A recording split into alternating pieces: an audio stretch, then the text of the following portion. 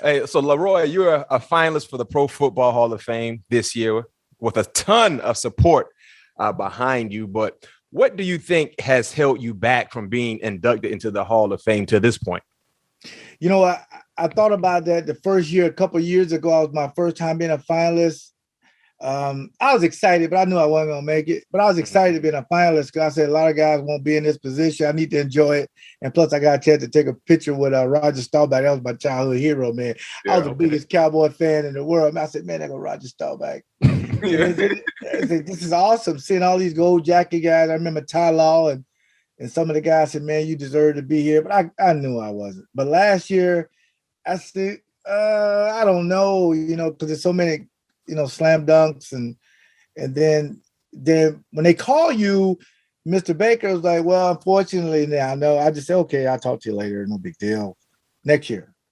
But he said, you made the final 10.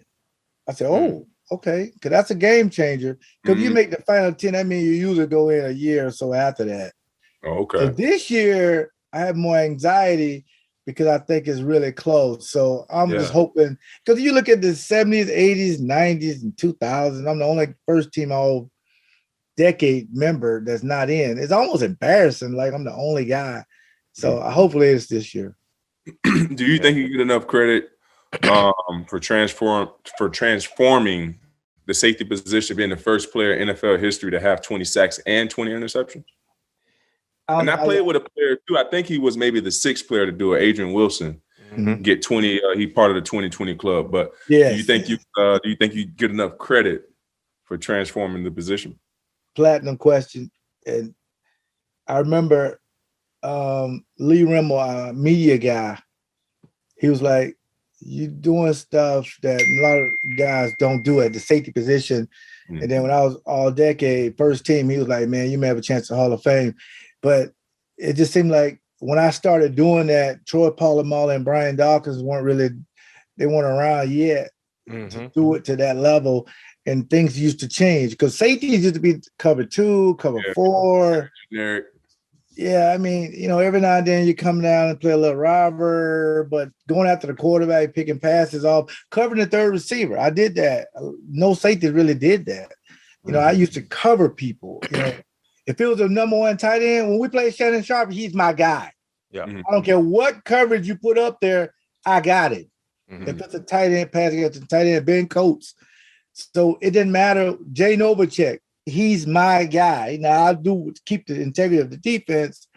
A lot of safeties not really doing that, So at that time, so I just hopefully that, not the Pro Bowls, because back then in the 90s, all your buddies was going to vote for you, and that's a whole third.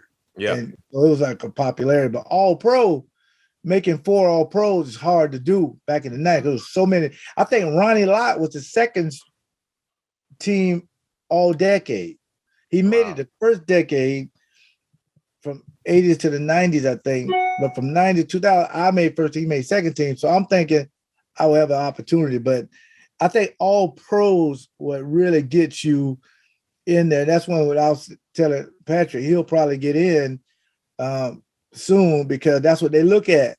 If you're consistent and get them all pros or make an all-decade team, that's the cheat code for them to put you on the radar. Yeah. And Steve Atwater was the other safety opposite of you, first team. Yes, me and him were first team. Yeah. And that's my guy. He's a great guy.